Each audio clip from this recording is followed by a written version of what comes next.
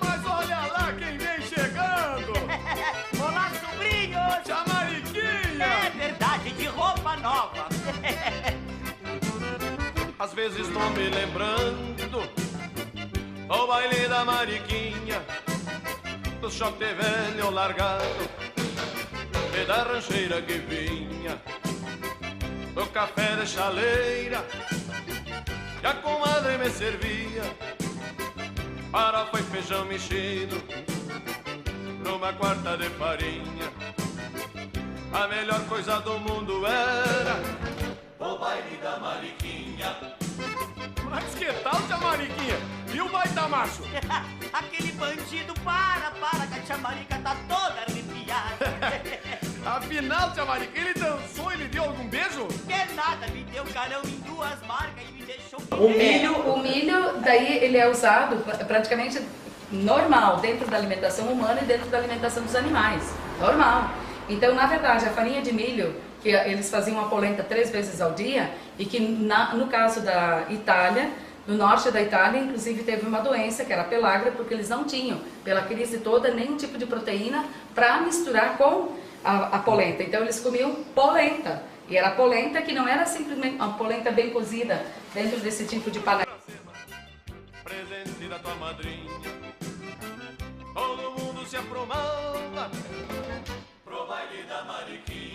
O moinho ele é de 1920, construções assim que a parte dos muros é pedra, pedras que foram cortadas pelos colonos da época, e em cima são as araucárias. Então, nessa época aí, as famílias tinham que se ajudar a construir. Um construía uma ervateira, outro construía o moinho, as casas. As pessoas se ajudavam, compartilhavam e faziam aí as construções. E o moinho é dessa época aí. E tem sua família também? Isso aqui, as lamparinas e os lampiões, é o que se fazia a energia basicamente dentro de casa. Mas eles tinham que aproveitar a energia solar. Então, levantavam de manhã bem cedo, no clarear o dia, aproveitava toda a estrutura sol para poder trabalhar nas lavouras, enfim. Então, eles trabalhavam produzindo milho, trigo, arroz, todos os produtos basicamente de subsistência em casa e tendo aí os animais, né? Porcos, galinhas, vacas, toda a estrutura basicamente que precisa ter uma casa para ter todos os alimentos básicos do dia a dia. Não é só para alimento, né? Se faz outras coisas, por exemplo, com esses produtos, como o sapato, né? Que Exato. Então, assim, eu vou colocar isso aqui de volta, né? Porque isso aqui são 3 gerações, basicamente, que são criadas sem imaginar que algum dia existia luz elétrica. Então, assim, como eles tinham que aproveitar tudo nessa época aí, então do milho, do milho, de modo geral, tinha que aproveitar tanto para consumo humano quanto para tratar os animais, porque na colônia, de modo geral, eles não tinham praticamente dinheiro, era tudo muito controlado, então eles tinham que transformar praticamente o sustento deles e, de uma certa forma, ter uma certa renda. Porque em alguns casos eles tinham que pagar as terras, as quais eles deveriam estar pagando, e também em alguns casos ainda estavam tendo que pagar passagens da vinda da Itália para cá, e os alemães vieram 50 anos antes. Então, 1875 é quando chegam os primeiros imigrantes italianos, e 1824 quando chegam os primeiros imigrantes alemães. Regiões totalmente diferentes. A Serra é praticamente formada pelos imigrantes descendentes de italianos, e o Vale dos Sinos, que é o setor coureiro calçadista, que dá 80 quilômetros daqui para baixo. Naturalmente, Novo Hamburgo, São Leopoldo, Estância Velha, esses são as cidades, basicamente, que são formadas pelos imigrantes alemães. Como que eles se viravam, então, como você disse, para conseguir esse lucro, por exemplo? Na verdade, assim, sempre quando, tipo, no nosso caso, como moinho. Então, assim, aquilo que a família produzia além e que isso dava como uma sobra, digamos, isso poderia ser vendido. Então, o moinho beneficiava e o excedente ele vendia na cidade. E nessa época, praticamente lá pelo ano 1940, 1950, basicamente, o excedente ele era transportado até a cidade com uma carreta em que eram as mulas e que praticamente conduziam essas carretas para levar o produto até a cidade nas sacas, que eram as sacas de algodão, essas sacas de 50 quilos, que era o que eles levavam para a cidade. Então, isso era dentro já daquele excedente e que, naturalmente, isso era um lucro que os colonos tinham. Então, se falava nas safras dessa época, a safra do milho, a safra do trigo, a safra do arroz.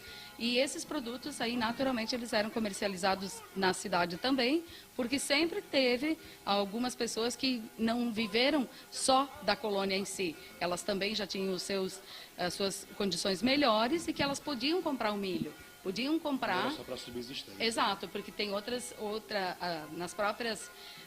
outras famílias também de Gramado, que um produz uma coisa, outro produz outra, naturalmente, então, nesse complemento, sendo o milho os produtos que aqui se produzia bem, eles acabavam vendendo também. Todas as curiosidades ainda, como os sapatos, pode mostrar pra gente? Sim. Isso aqui, então, é o tamanco.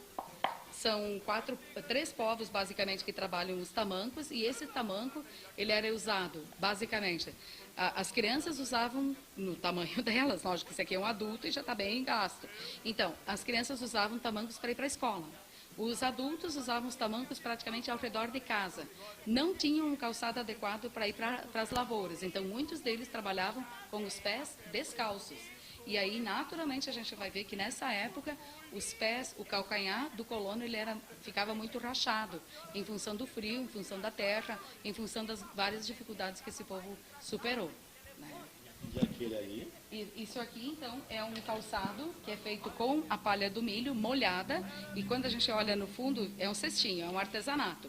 Mas quando a gente olha no fundo dele, dá a impressão de ser um solado de um calçado, e esses calçados eram as alpargatas, basicamente, disso que as mulheres faziam para usar dentro e ao redor das casas.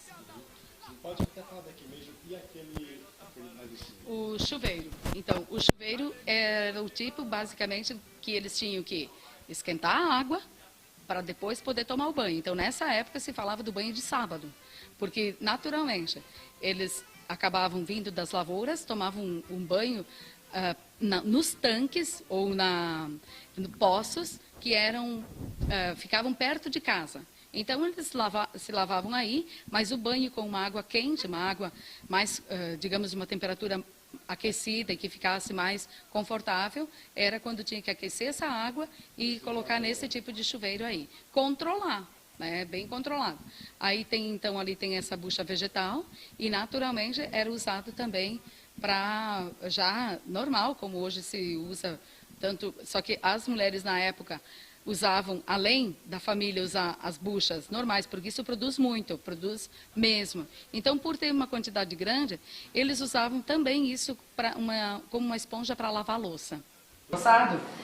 Primeiro porque, no caso dos alemães que passam a morar em São Leopoldo, Novo Hamburgo, Estância Velha, enfim, eles vão formar todo o setor coureiro, calçadista, porque exatamente vieram pessoas com conhecimento da técnica do calçado. Veio os moveleiros, qual era o veio material, o artesão. perdão? Palha de milho, molhada. Então, com o conhecimento que eles tinham e com a necessidade, eles foram criando, eles foram se virando. A gente está falando de um povo que não tem dinheiro, que trocaram os sobrenomes, que foram perseguidos, que foram praticamente deixados à margem. A gente não está falando daqueles que tiveram seus sobrenomes mantidos, que tiveram todas as condições de vender as sementes, de cobrar as sementes. Esse povo que veio para cá... encontraram aqui índios. Sim, aqui em Gramado também tinham índios. Ai, botar um vestido novo, Juracema. Presente da tua madrinha. Todo mundo se aprumava pro baile da Mariquinha.